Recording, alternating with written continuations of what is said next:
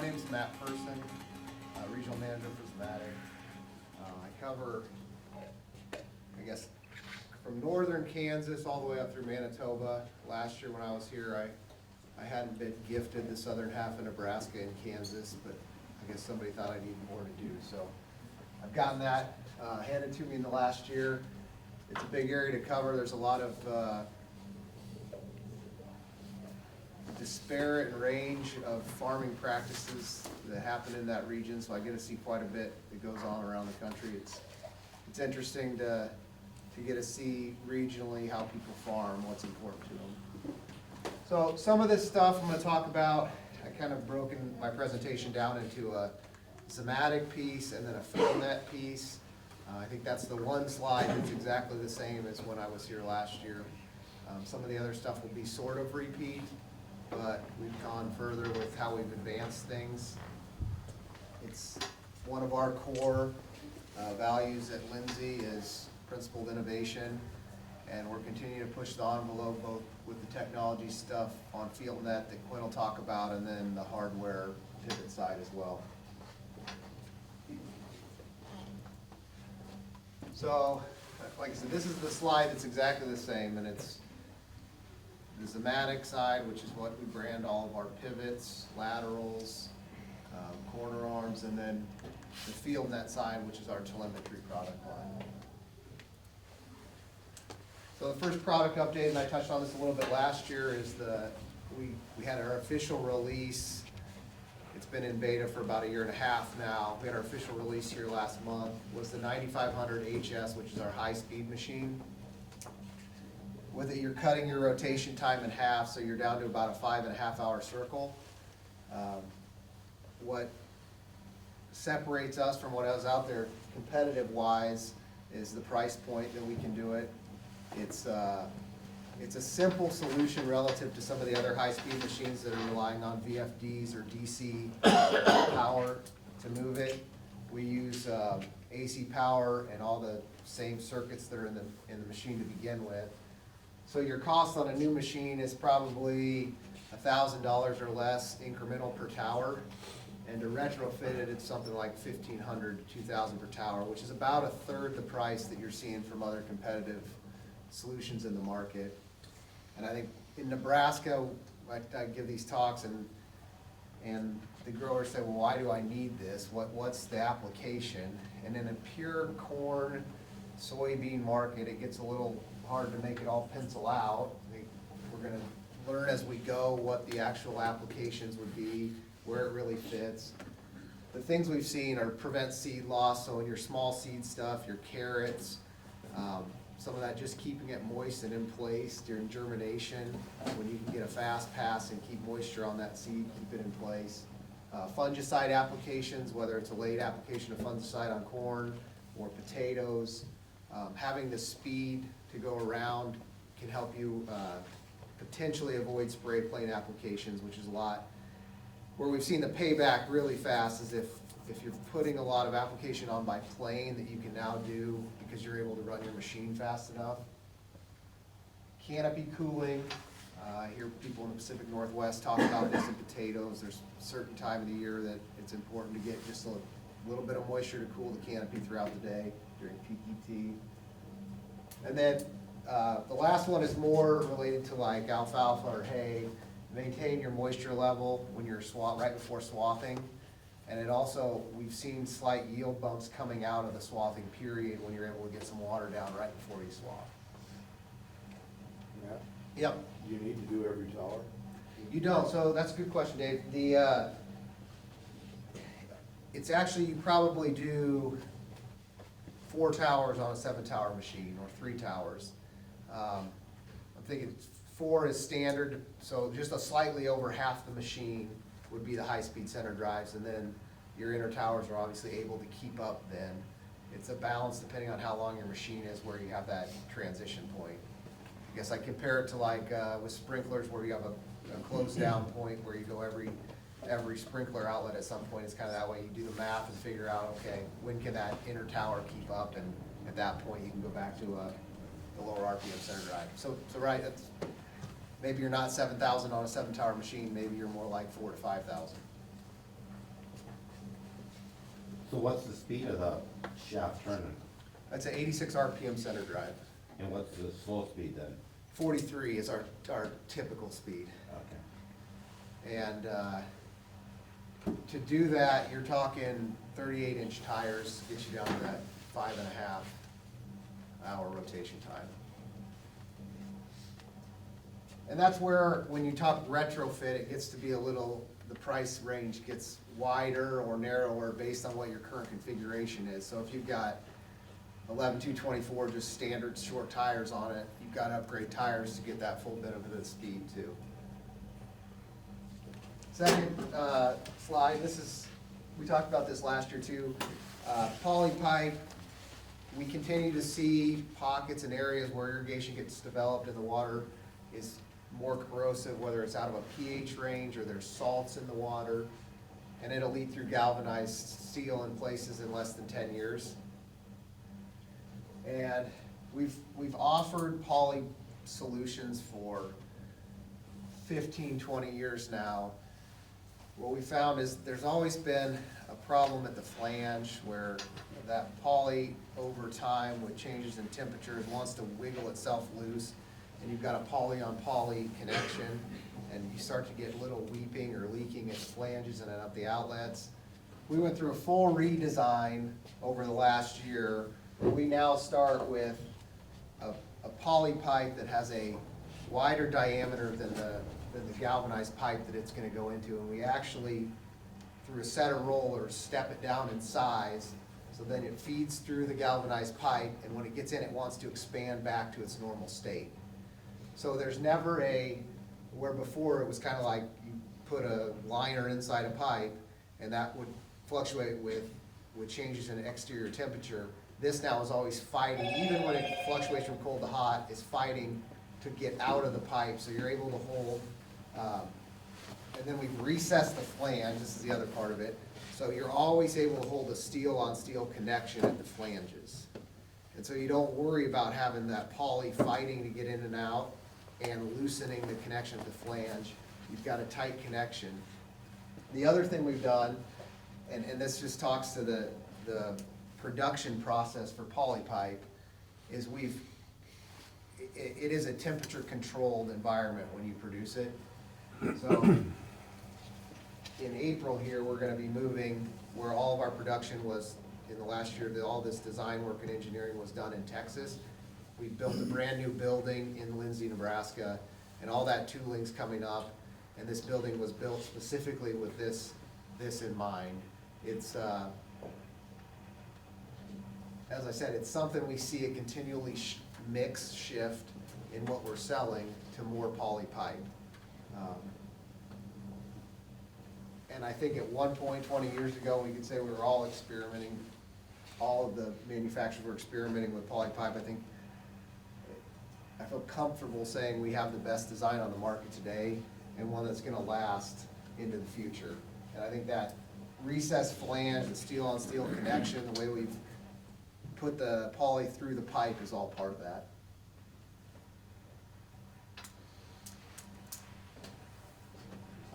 This one I actually have a little minute 30 video off of YouTube, so you can hear someone else talk for a second. But it's another redesigned product for us. Last year we talked about our GPS lateral that had come out. Kind of the next step is the pivoting lateral. There is a finite amount of ground that's able to be developed for irrigation just around the country and the world. And I think a lot of the easy stuff has been done already. And so you end up with odd shaped fields that look like this, that the question is, how many small irrigators do we fit on this? Or would a lateral work here? And there are places where a pivoting lateral would make sense. The other nice thing about our pivoting lateral, it actually can go 360 degrees around. So it could be bought as a pivoting lateral and just function as a pivot if it needed to, which is unique to us and nobody else. So I'll show you this quick video. It's like I said, it's about a minute 30. It was put together by our marketing team before Husker Harvest Days last year. So it's got a marketing spin on it, but still kind of shows you what they're thinking, what the applications are.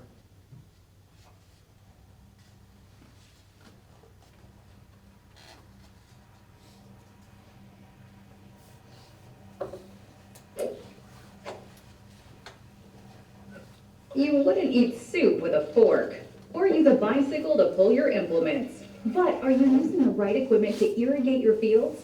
Center pivots and lateral move systems are often great for traditional fields. But when you really need to make the most of every inch of land, such as with high-value crops on a large or irregular field, a pivoting lateral could be the right equipment for you. Get cost-effective maximum coverage with the highly efficient Zimmatic 9520 Pivoting Lateral.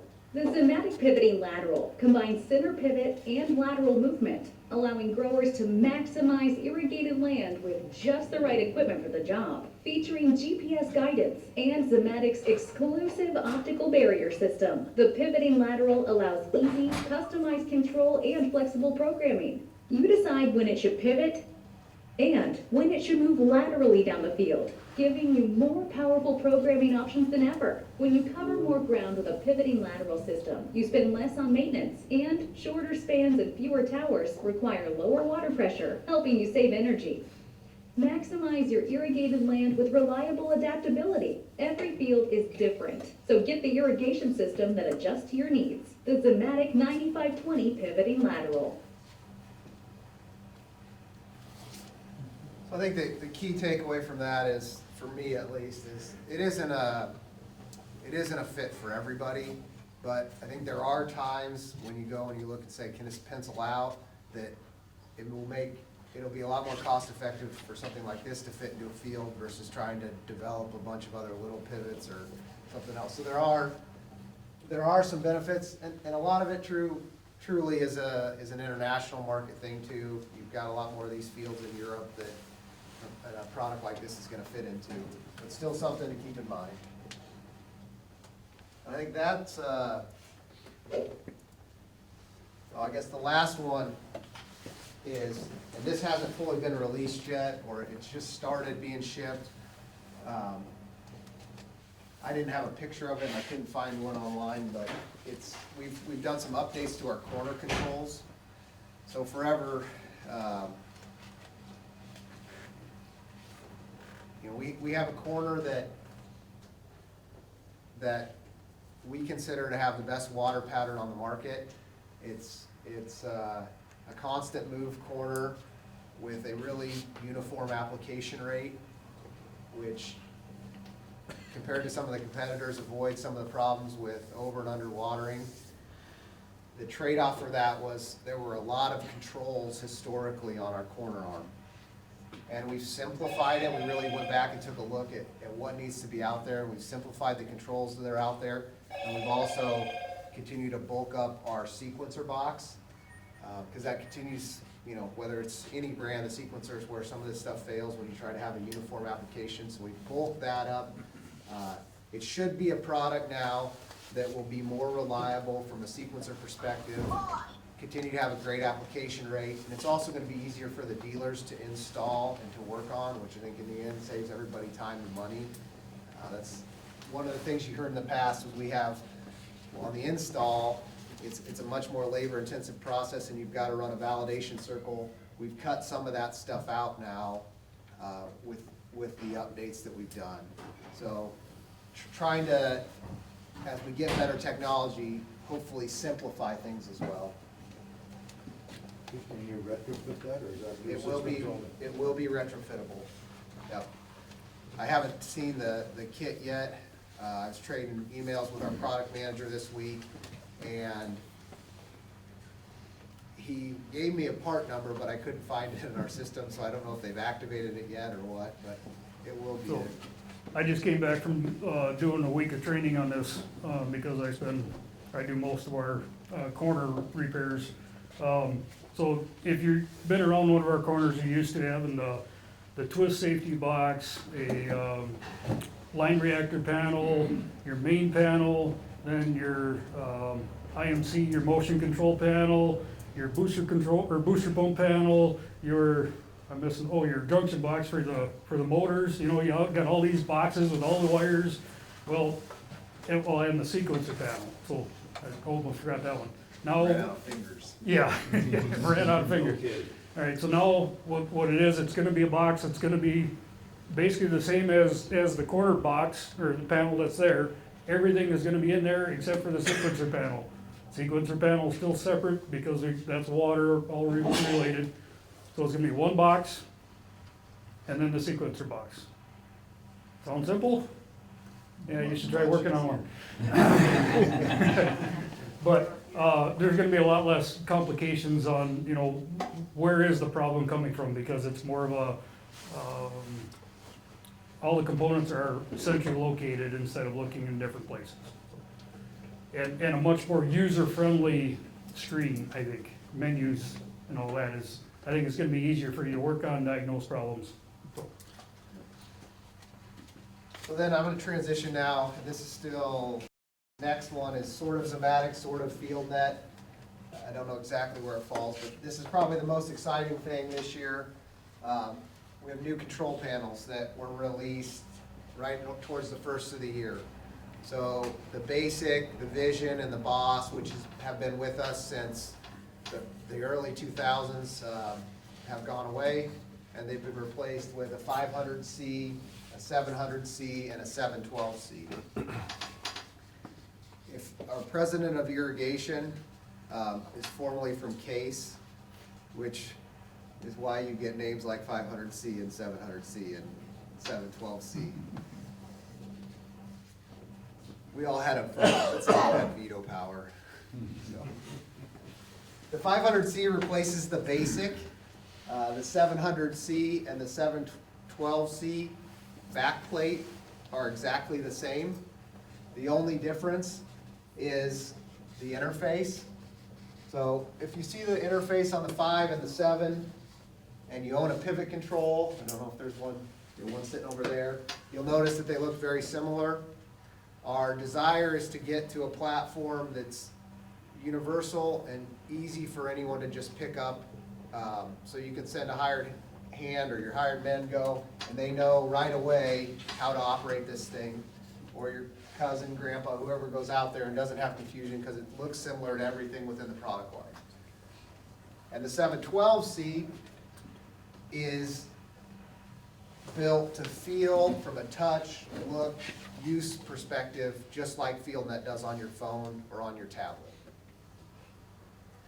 So as I said, the back plate between the two are exactly the same.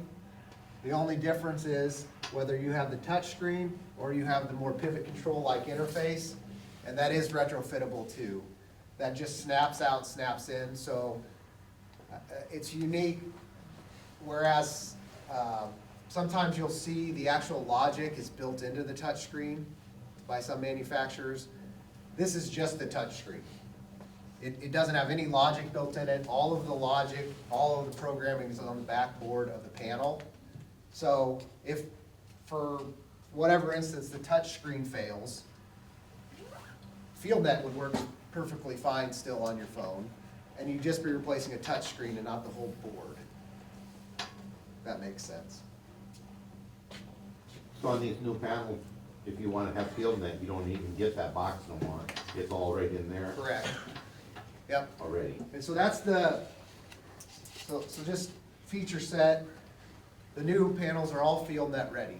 So they come with on a new pivot with a year, and I'm not even sure, they might be, I don't think on aftermarket they come with an RTU and a subscription, but on a new panel, or a new pivot, they would come with an RTU and a subscription included.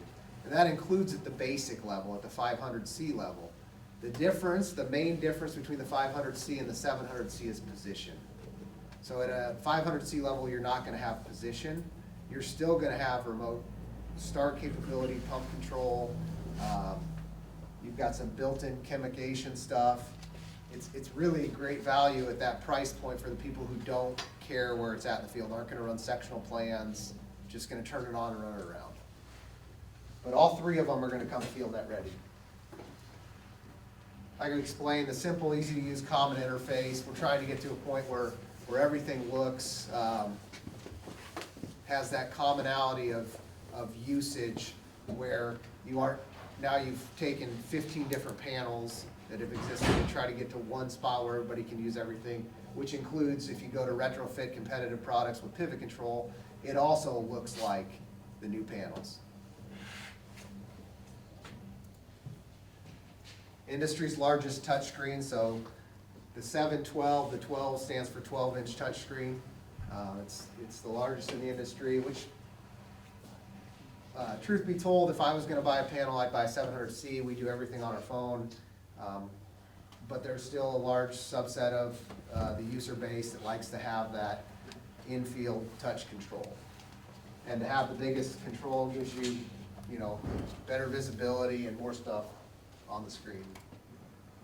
Modular design, so I kind of touched on this when I talked about the difference between the 7 and 712, where it's just where you can actually swap out from a pivot control interface to a touchscreen interface after you bought it. All it is buying the boards and switching them around. Same thing, you can modularly go from a 500 to a 700 or 712 later on down the line, and it's just a part of the panel, a part of the backboard that needs to be added. And there's space for it already.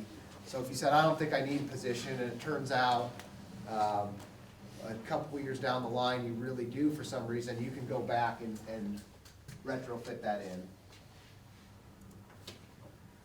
Smart barrier automation.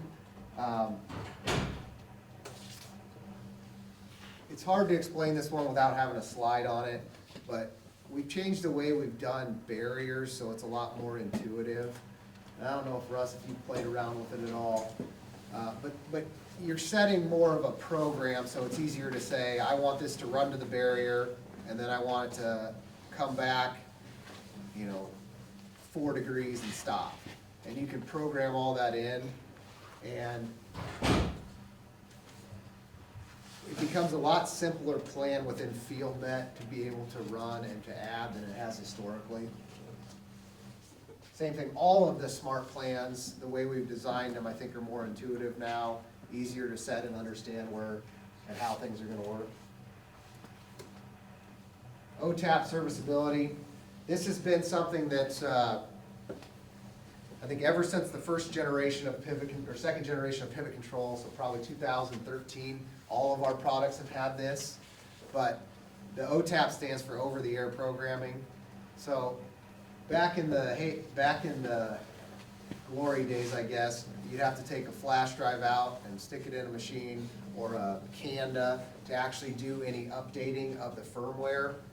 Going forward, since 2013-14, everything we've sent out, you can program over the air. So if we have firmware updates that we need to send, it's no more of them running out or you running out to update software within the machine. And then the last one is, and this is what drove a lot of the reason that these panels came out, is the Boss Vision Basic were late 90s, early 2000 vintage. And if you think back to that time, I don't think I even had a smartphone, or I just got my first, not even smartphone, my first cell phone. Smartphone was sometime around that time.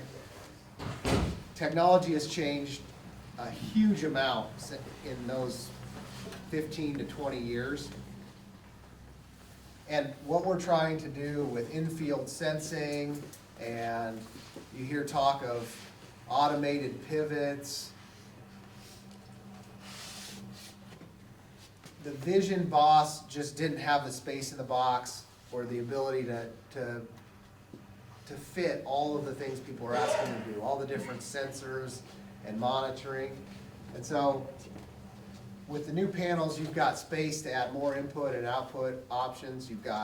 There's actually an expanded I/O board that gives you 4 more, so you end up with 8 inputs and 8 outputs if you were at your max, which hopefully gives you growers the longevity and the ability to add into the future for the stuff that we don't know that's coming down the pike even.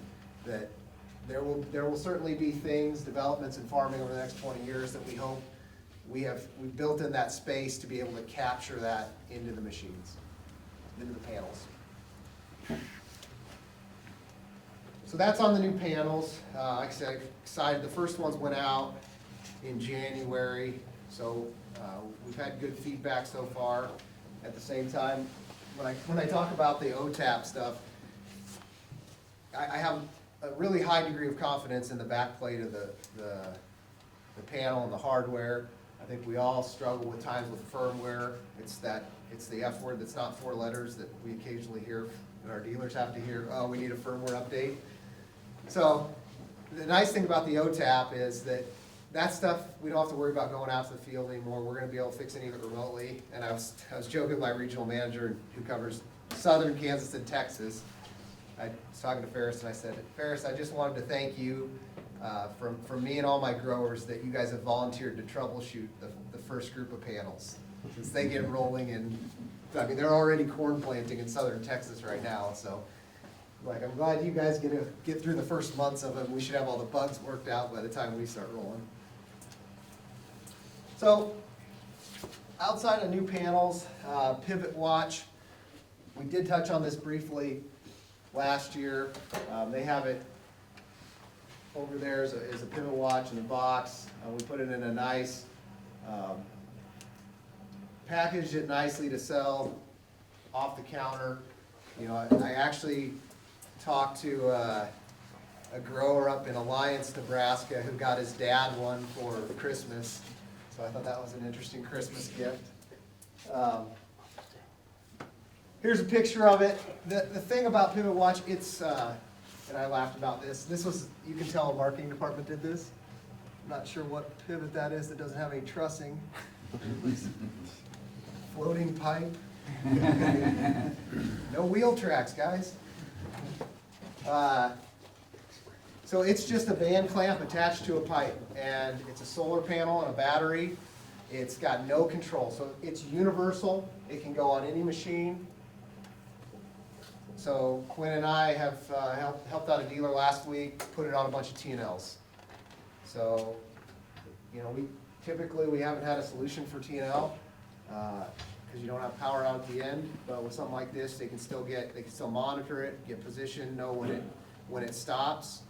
And we plumbed in pressure transducers to that as well, so they're able to tell if they've got water and what water pressure they have. The unique thing, I think, is you can set pressure thresholds, right? So, unlike an electric machine where you'd have a true low pressure shutdown, this is just going to send you an alert saying your pressure's under this. So, from a sprinkler package monitoring perspective, from a pump monitoring perspective, I was setting, we always say you need 5 pounds of pressure above what your regulators are at the end of the machine. So if they had 10-pound rigs on the machine, I'm setting that level on Pivot Watch at 15 pounds, and it's not gonna shut down if they don't have that pressure, but what it will tell you is if you get to a spot in the field, maybe you're pumping uphill and you do not have that pressure and you're not getting actual good performance with your regulators and your sprinkler package. So there's some intuitive stuff there that it'll teach you. Yep. Is there a subscription fee with that? Yep. So I'll skip down here, kind of talk through a lot of it, but I'm sorry. No, you're good. That's too soon. so real-time solar power I talk about, so it's just solar power and a battery, wallet friendly. This is the lowest price point really on the market for something you own. Pivot Watch alone, $299, and that comes with a year subscription. The subscription is $100 a year after that, without any auto renew or volume discounts. And then if you get it with the pressure transducer, it's $399, so it's another $100 for the pressure transducer. Same thing, $100 a year for the subscription going forward. And it's really hard to see,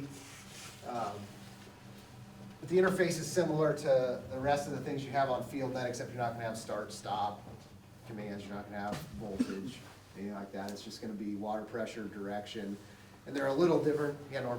Oh, I was just gonna mention, we're using it where we go across a neighbor's land, Yeah, and it's a crash watch, yep, and an old-fashioned diesel setup where we don't have the opportunity to control start and stop.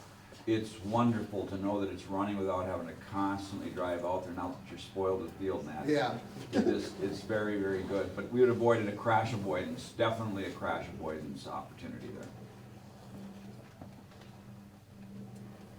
If you had this floating pipe, you would just adjust the pipe levels so that they pass under each other.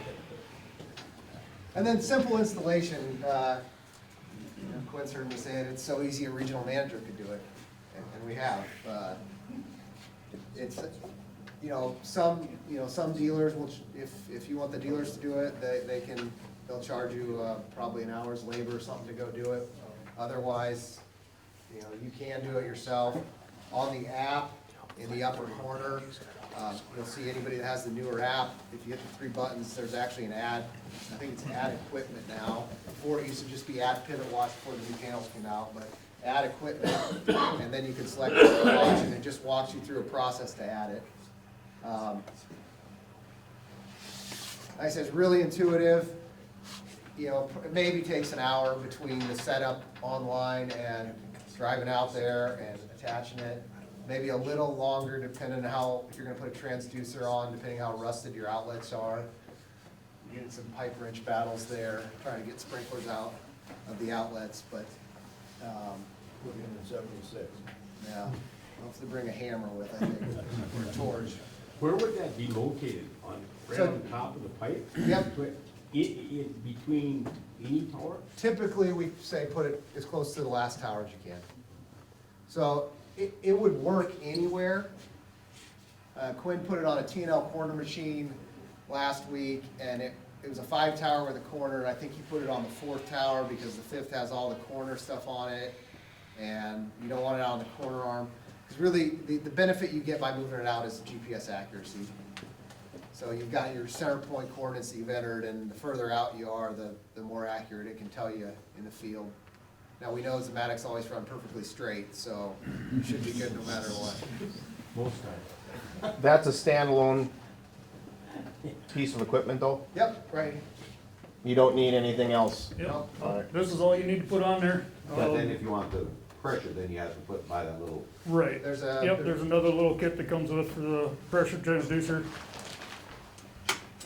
Basically, we need to set you up with an account, if you don't have one already, and then everything else is just really quick out in the field, so. and then if you buy it, it comes with a year's prescription. Yeah. right away. Right, yep, the first year's included. Yeah, and I've seen lots of different applications. I've seen the T&L application. We have a big customer in southeast Nebraska who is technology averse, just basic panel everything.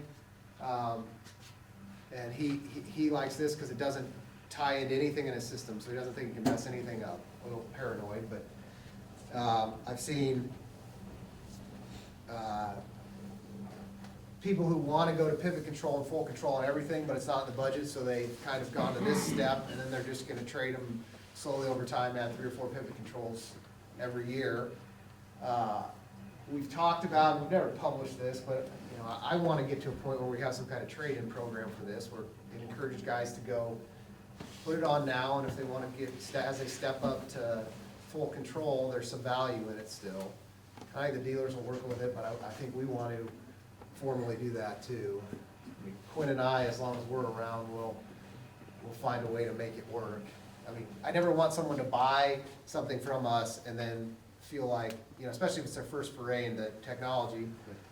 So, go ahead, finish. I was gonna say, especially if it's their first foray into technology, I don't want to have them feel like, oh, I didn't buy enough and there's no value in it. So, maybe there's $200 worth of trade value even after a year.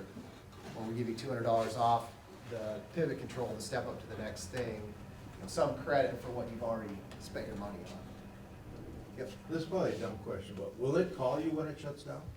Yeah, it sends you a text. It sends you a text. when it Yep. shuts down. What about, you can set it for a certain position in the field, it'll call you when it gets there? I don't think we have that done yet. I think it's something they were thinking about working on. I think it's getting to what Norm was saying about the crash avoidance. We've always taken a stance that we don't want our product to be what's liable for crashes. So from a legal perspective, we don't advertise crash avoidance. It's But that's maybe- why I wanna put it on, to eliminate crash. And it will tell you your position, but you've gotta be looking to see, is it entering this zone? We've talked about it with, you know, I know I've talked with Reese about it, but I don't think we've ever gotten to the point where a call will happen or a text will happen saying it's entering this degree. Now, it has the capability to do it, it's just firmware or software coding to make it so that there's a place for you to put that in and say, when it gets to 270 degrees, send me a text. You know, it was going through my mind when we were watching this pivoting lateral video, is when I looked at Minnesota and looked at pivots in Minnesota, and I looked at some of these fields that have, you know, it's like a half section with 8 pivots in it. You're like, Here's what you take back to Zimmatic, so if I put one on my neighbor's and one on mine, I want it to tell me if they're gonna crash. If they're not gonna crash, I don't need to know anything. I'll advise our legal department, but I think Yeah. we both know the answer to that. And you're not the only one that wants that too. Yeah. We have other requests. And I think there probably gets to be a point where the legal department says, well, we'd even have you sign a waiver, but at the end of the day, how do we know you weren't just ignoring this crash thing, let them run into each other and said it didn't work? Or said my phone didn't get it to me, kind of deal. That's where your neighbors come in. Your pivot's just crashed. Yeah, you'll get a stop command then. M2 Connect and Control, touched on this real briefly last year, I think. It's a little box, I have one out in the truck, but this is a remote monitoring for flow meters, what it was designed, so, or pumps, so. Here, there's an M2 Connect pump, you can see real-time volume, it also totalizes flow. It's for places where your pump and flow meter are remoted from the panel, and you still need live monitoring. The other thing, the M2 Connect was released last fall. We've seen some application. What I think is the bigger thing, and I talked to our engineer yesterday, and he thought it would be May. He didn't say what year, but I assume this year. The M2 Control is gonna have 2 inputs, and it's gonna have 2 relays. So it's really becomes, instead of remote flow meter monitoring, it becomes remote pump control, where you can now kill a pump, and while it's running, you could monitor the flow and the pressure. I think there's also, Quinn, we talked on the way up, like grain bin fan monitoring. It's gonna end up with a lot of different applications, or shutting off a grain bin fan as it comes out. And it's gonna be, you know, $1,000 or less price point, and it's gonna have a pretty inexpensive subscription. Not $100, but I don't think it'll be the $300 one either. Something to keep in mind for some of these different on-farm applications. You know, some of the other ones, even the M2 Connect, I think we get to a point where you can do stock tank monitoring and some of that, depending on how far away some of that stuff is from where you are on a daily basis. FieldNET Advisor, I'm not gonna steal Mike or Quinn's thunder here, but we integrated the Farmer's Edge imagery into FieldNET Advisor. So Farmer's Edge has 3 levels of imagery. Planet Labs is the highest. That's the daily 3-meter resolution imagery. That is not what's base with FieldNET Advisor, but you do get the 2 kind of 5-day and 16-day imagery at no extra cost. So if you want the really good stuff, there's an upcharge for that, but the base FieldNET Advisor has the other imagery in it. Now, last year it wasn't super beneficial where I was at because everything looked green, even the corners. But I think on a given year, you're gonna start to see some variation throughout the field where you've got stress or sprinkler package problems. And then continue to add new crops, canola, carrots, mint, oats, onions, some forage and sweet potatoes. These are still in their beta form, but it's another thing that's added, another another place to get some guidance on irrigation for those crops. So that's, I say that's it for me. I got 2 bonus slides, but any questions on anything or anything out there that you guys want to see that you need help with? Well, if you think of stuff, you know, like Russ said, they're always happy to hear new ideas, like what John presented, and so are we. I mean, we want to hear what's giving you guys issues, where there are opportunities, where you think you need help, and we really are focused on trying to solve problems that growers have out in the field, and the best ideas don't come from our engineering department. In fact, some of the worst ideas come from there. The best ideas come from the field, people who've tried stuff and experimented, and what they come up with. So 2 bonus slides. Question. Yeah, Dave. So I talked to Russ last year and he was telling me to upgrade the quarter system to GPS was like tripling the complexity level. So now with your new cornering system, does that lower that complexity level? Similar to what I've got or somewhere in between? Yeah, you're still gonna have the GPS component to it instead of the buried wire, but the way these new panels are designed, they're better. There's not as many things there are different components that can go wrong. It's easier to troubleshoot, so you can figure out what is happening versus looking at all the different locations, so. I think I'd feel more comfortable doing it now than in the past. There's still, I think you still gotta look at what that mother machine is, and there's some other parts to it that you gotta validate. Yeah, so first. that all comes at a cost too, right? I mean, Of course, the upgrades. yep. I mean, okay. Yeah, and Unfortunately, they did not drop the price on making it simpler, so, but we didn't, I don't think we raised it much No, either. it That's what I'm didn't saying, go did up. it go up? no, very minimal, Okay. very minimal. So my other question was on telemetry. I'm reading stuff about 5G coming, around the corner here shortly. What's gonna change in the irrigation industry with 5G? I mean, should we wait for that upgrade before we upgrade to this stuff? You know, historically, so like obviously any of the devices, pivot control, any of the RTUs they come out with what's available today. So everything that's going out is 4G. Right. From a performance perspective,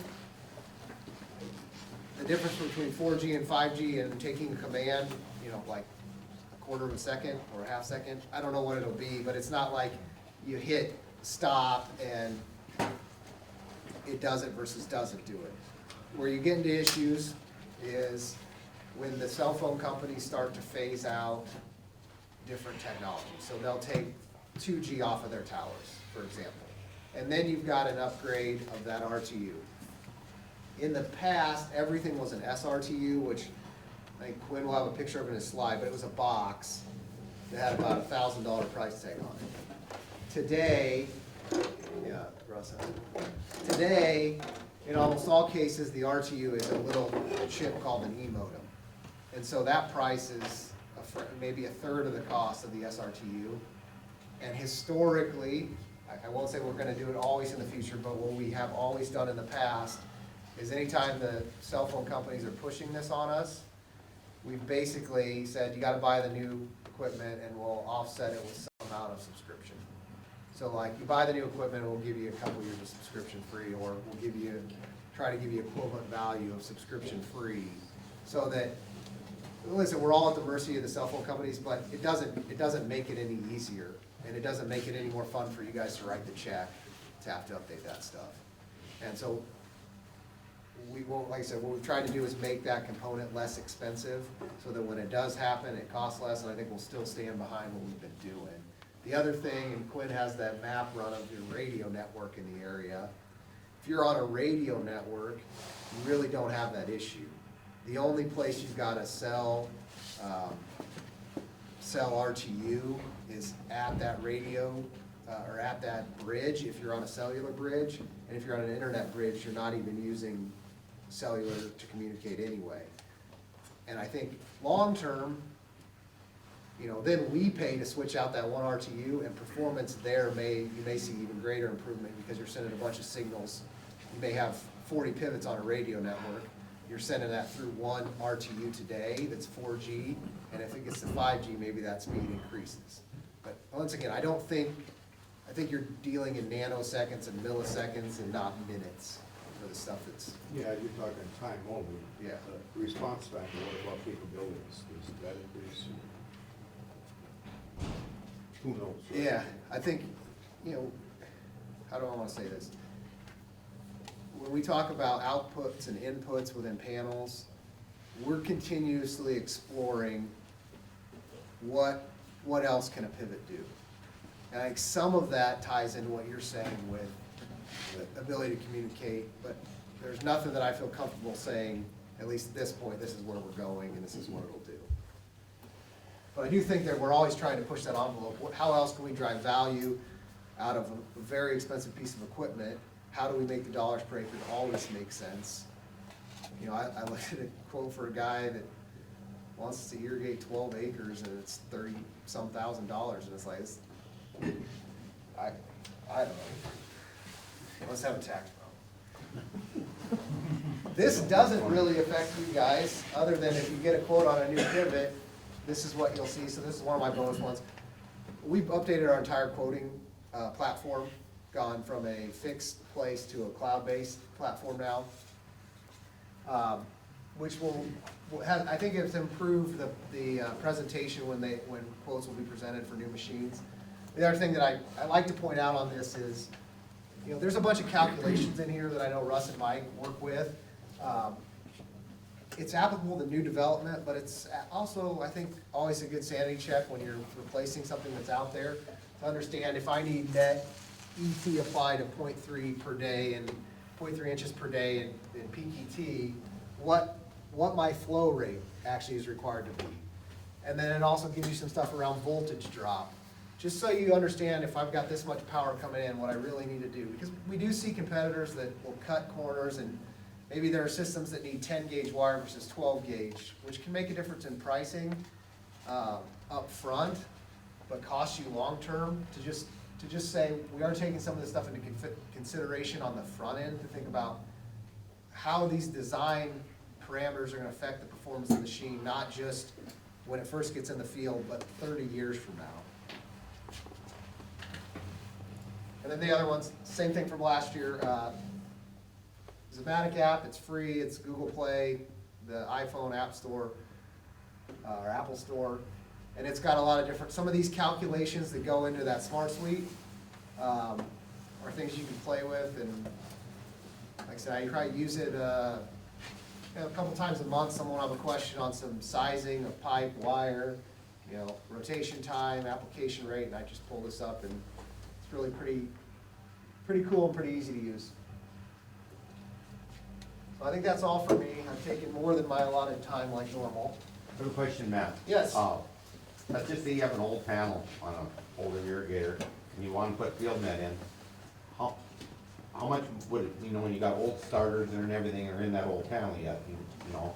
So if you just bought the new 700C panel, instead of buying the FieldNET panel, how much more would it cost to just go buy the whole It's 700? It's quite a bit. Yeah, so right now, you know, this to install on this, what we're doing, we've got a bundle package for installation and all the hardware is $2,000. To go to the 700C is Probably at least 3 times that. Probably. 6,000, something like that. They haven't given us a real firm price yet, so I mean, I've seen, It's out there, but I'm not even sure what. yeah. But then you're gonna have, you know, more labor to install it and a few other issues too, so. Okay, so when you put the FieldNET panel on, how much in the panel doesn't get used? on What this- gets used in the old panel? When you use the pivot control, we're using the transformer, forward and reverse contactors, and, Disconnect and. the disconnect and fuses. Otherwise, everything, basically the rest of it is a junction box for all the wires. And so we see, I mean, that's where we see FieldNET pivot control go in a lot in summer is, you have a main panel and something goes bad in, and you're gonna look at $1,000 to fix it. It's like, why throw good money at junk and But we As use long it- as, We're using this like a junction box. as long as your panel isn't rusted out, it's usually more or cost effective to put this on and replace one or two components inside than to put a whole new panel on. Okay. Thanks, guys. Yep, thanks, Matt.